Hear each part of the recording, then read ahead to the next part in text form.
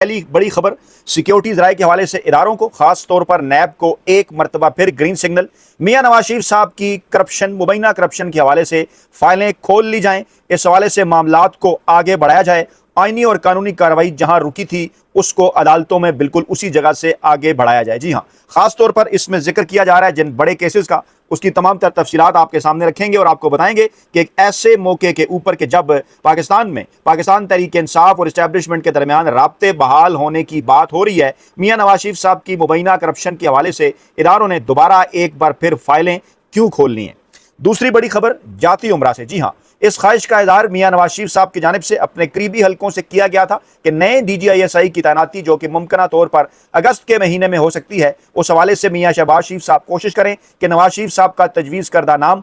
वो जाए आगे, उसके ऊपर ना सिर्फ गौर हो बल्कि मियां नवाज शरीफ साहब की ख्वाहिश के मुताबिक नए DGISI की तैनाती हो। और एक अहम तरीन मामला कि जिसमें अब यह कहा जा रहा है कि साबिक DGISI जनरल फैज़ हमीद साहब और साबिक army chief general Qamar Javed Bajwa साहब की गवाही की ज़रूरत भी पड़ सकती है। क्या मामला है, इसकी तफसीलात रखेंगे आपके सामने। और तीसरी बड़ी खबर इमरान खान साहब से मुलाकात के हवाले से एक दावा जो किया गया, अब असल में कहानी कुछ और निकली। पहले बज़ाहिर इस किस्म की खबरें और इस किस्म का तासुर बन रहा था कि पाकिस्तान तहरीक इंसाफ को सिर्फ और सिर्फ मुफाहमत ही के हवाले से जो है वो एक ऑफ़र की गई और उसके नताइज बताए गए। अब कहानी का दूसरा रुख, उसके अंदर एक ट्विस्ट भी है, वो क्या तफसीलात हैं वो भी पूरी की पूरी जनाब आपके सामने रखते हैं। पहले मामला शुरू कर लेते हैं मियां नवाज शरीफ साहब, जिनकी हमेशा से ये ख्वाहिश होती है, माजी के अंदर भी रही, इस मरतबा भी ये ख्वाहिश है कि मियां नवाज शरीफ साहब अगस्त और सितंबर के महीने के अंदर नए मुमकिना DGISI का ना सिर्फ नाम दें बल्कि उनकी तैनाती भी यकीनी बनाएं। और चंद दिन से इस किस्म की खबरें आ रही हैं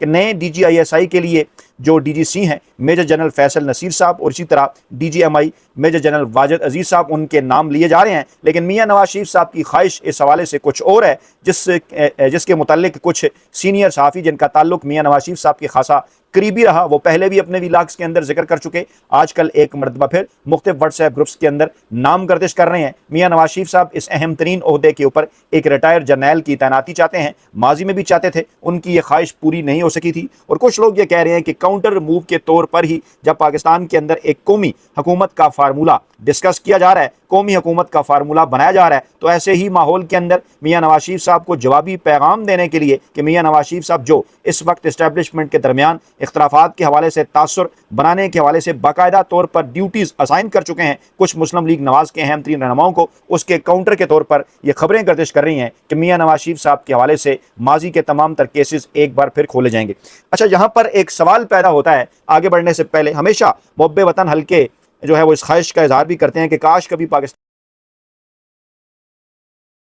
के अंदर ऐसा एहतसाब हो कि जिस एहतसाब के पीछे कम से कम ये ना हो कि यहाँ से डरा के इसके बदले फला चीज़ मनवा ली जाए। माजी में तो हम इसी किस्म का एहतसाब देखते रहे। सवालात एक बार फिर उठ रहे हैं कि मुबैना करप्शन के हवाले से फाइलें हों या इस किस्म की खबरें हों, उसी वक्त ही क्यों सामने आती हैं जब किसी किस्म की आर्म ट्विस्टिंग करनी हो। कहा यह जा रहा है कि पीपल्स पार्टी और नवाज लीग की जानिब से बज़ाहिर उस तरह का ग्रीन सिग्नल 28वीं आइनी तरमीम के हवाले से नहीं है, जिसके बाद ना सिर्फ फैसल वाउडा साहब मंजर आम पर आए बल्कि 3-4 कालम निगारों की कुछ ऐसी तहरीरें भी सामने आई कि मौजूदा निज़ाम को लपेटने की कोशिश की जा रही है। और इसी दौरान फिर इमरान खान साहब से मुलाकात की खबरें भी आईं, ये दावे भी किए जाने लगे कि इमरान खान साहब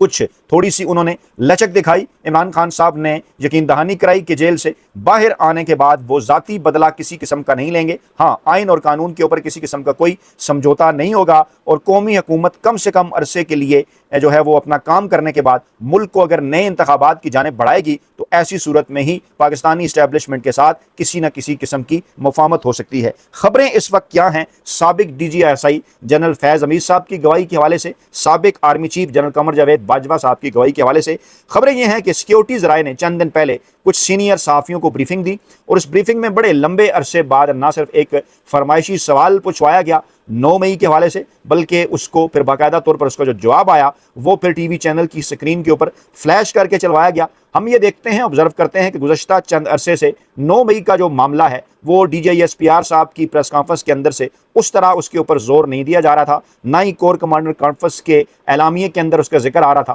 شروع میں یہ دونوں ایسے فورم تھے کہ جہاں مسلسل 9 مئی کے حوالے سے کوئی نہ کوئی بیان سامنے آتا رہا، پھر اس کے اوپر ایک خاموشی ہو گئی، اور پھر اس کے بعد لوگ بھول گئے کہ جنرل فیض حمید صاحب گرفتار ہیں۔ جنرل فیض حمید صاحب کے متعلق یہ کہا گیا تھا کہ جناب وہ عمران خان صاحب کے خلاف گواہی دے سکتے ہیں کہ 9 مئی کے اندر عمران خان صاحب کا کیا کردار تھا یا جنرل فیض حمید صاحب کا کیا کردار تھا۔ پھر یہ بھی کہا گیا کہ جنرل قمر جاوید باجوہ جو جنرل فیض حمید صاحب کے باس تھے، ان کے متعلق بھی کہا گیا کہ وہ بھی اس معاملے کے اوپر سامنے آ کر گواہی دے سکتے ہیں۔ اب پھر اس قسم کی خبریں گردش میں ہیں، اور پیغام پاکستان تحریک انصاف کو یہ بھجوایا گیا ہے کہ اگر آپ ہمارے ساتھ کسی مفاہمت کے اوپر راضی نہیں ہوتے، اگر عمران خان صاحب کسی ڈیل یا این آر او کی حمایت نہیں کرتے، تو ایسی صورتحال کے اندر 9 مئی کے جو کیسز ہیں وہ اپنے منطقی انجام کی جانب بڑھائے جائیں گے۔ آپ نے غور کیا ہوگا، نوٹ کیا ہوگا کہ عدالتوں سے شروع میں ایک سپیڈ کے ساتھ 9 مئی کے حوالے سے فیصلے آ رہے تھے، اس کے بعد پھر ایسے تمام تر کردار اچانک بری ہونا شروع ہو گئے، ڈیفینیٹلی کیونکہ ان کے خلاف کسی قسم کا کوئی ثبوت نہیں تھا، اور پھر اس کے بعد اس قسم کی خبریں آئیں کہ 9 مئی کے حوالے سے پروزیکیوشن جو ہے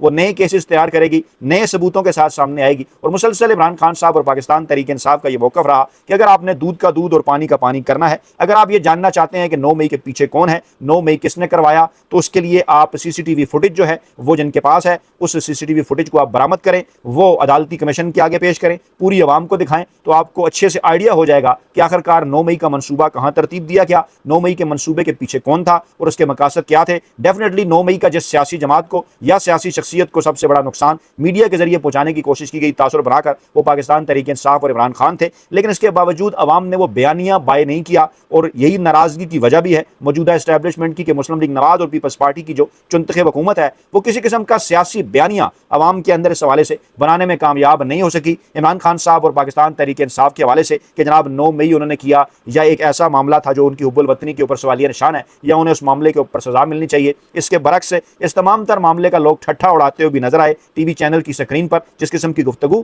9 مئی کے حوالے سے ہوتی رہی، پاکستانی اسٹیبلشمنٹ اس حوالے سے پیپلز پارٹی اور نون لیگ کی کارکردگی سے اس طرح سے سیٹسفائی نہیں ہے، اور اب کہا یہ جا رہا ہے کہ نئے اس نظام کے تحت، نئے انتظام کے تحت کابینہ کے اندر کچھ تبدیلیاں ہونی ہیں۔ اگر معاملات قومی حکومت کی طرف نہیں جاتے، اگر پاکستان تحریک انصاف اور عمران خان صاحب سے اسٹیبلشمنٹ کی بات نہیں بنتی، تو اگلے 6 ماہ کا جو فیز ہے وہ نہ صرف پاکستان تحریک انصاف بلکہ مسلم لیگ نواز اور پیپلز پارٹی کے لیے بھی خاصا سخت ثابت ہو سکتا ہے۔ اطلاعات یہ ہیں کہ نیب کو بھی کہہ دیا گیا، دیگر اداروں کو بھی کہہ دیا گیا کہ میاں نواز شریف صاحب کی مبینہ کرپشن کے حوالے سے، میاں نواز شریف صاحب کے مبینہ بھارت اور اسرائیل کے ساتھ تعلقات کے حوالے سے تمام تر جو فائلز ہیں، تمام تر جو ریکارڈز ہیں، وہ ایک بار پھر کھول لیے جائیں، ان کا جائزہ لیا جائے۔ میں ماضی کے اوپر ایک نظر دوڑاتے ہوئے آپ کو یہ بتا دوں کہ ایک تو میاں نواز شریف صاحب کی ایک مشہور زمانہ کال ہے جس کے متعلق یہ دعویٰ کیا جاتا رہا کہ وہ جناب اس کے متعلق یہ دعویٰ کیا جاتا رہا کہ پاکستان کی خفیہ ایجنسی کے پاس اس کا ریکارڈ موجود ہے، وہ سابق D G I S I جن کو میاں نواز شریف صاحب جو ہے وہ آرمی چیف بنانا چاہتے تھے، مشرف صاحب کو ہٹانے کے بعد انہوں نے وہ کال جو ہے وہ ریکارڈ کر لی تھی۔ جی ہاں، میں بالکل جنرل ضیاء الدین صاحب کا ذکر کر رہا ہوں، اور یہ کہا جا رہا تھا کہ ان کے ایک انتہائی قابل افسر کے پاس وہ ٹیپ موجود ہے۔ جب 12 اکتوبر کو فوج نے اقتدار پر قبضہ کیا تو میاں نواز شریف صاحب پرائم منسٹر ہاؤس کے ٹیلی فون سے بھارتی وزیر اعظم واجپئی سے گفتگو کر رہے تھے، اور ان سے یہ پوچھ رہے تھے کہ آپ پاکستان کے اوپر کتنی دیر پر حملہ کر سکتے ہیں، کتنی دیر میں حملہ کر سکتے ہیں، کیونکہ پاکستان کے فوجی جرنیل جو ہیں وہ میری بات ماننے کو تیار نہیں اور میرے اقتدار کے اوپر قبضہ کیا جا رہا ہے۔ مبینہ طور پر یہ دعویٰ کیا گیا تھا کہ یہ آڈیو ٹیپ پاکستان کے خفیہ اداروں کے پاس موجود ہے۔ ان دنوں پھر اس قسم کی خبریں سامنے آ رہی ہیں کہ وہ جو آڈیو ٹیپ ہے اس کے اوپر میاں نواز شریف صاحب کے خلاف کیا کارروائی ہو سکتی ہے۔ دوسرا معاملہ ایک جو ہے وہ اسرائیل سے حاصل کیے جانے والے ایسے خفیہ آلات کے حوالے سے تھا جس پر جنگ گروپ نے بھی خبریں کی 12 اکتوبر 1999 کے بعد کہ جناب میاں نواز شریف صاحب جو ہیں وہ چیف جسٹس صاحب، ججز صاحبان، آرمی چیف صاحب، کور کمانڈر، ان تمام کی جو آڈیو کالز ہے وہ اسرائیل سے حاصل کی گئی خفیہ ٹیکنالوجی کے ذریعے ریکارڈ کیا کرتے تھے، اور اس کے بعد معاملات کو اپنے حق میں موڑنے کی کوشش کیا کرتے تھے۔ اور پھر اس قسم کی خبریں بھی ماضی میں آتی رہیں کہ ایک آرمی چیف کو میاں نواز شریف صاحب کی جانب سے BMW گاڑی رشوت کے طور پر بھی پیش کرنے کی کوشش کی گئی، اور پھر اس قسم کی خبریں بھی آتی رہیں کہ ایک کور کمانڈر کے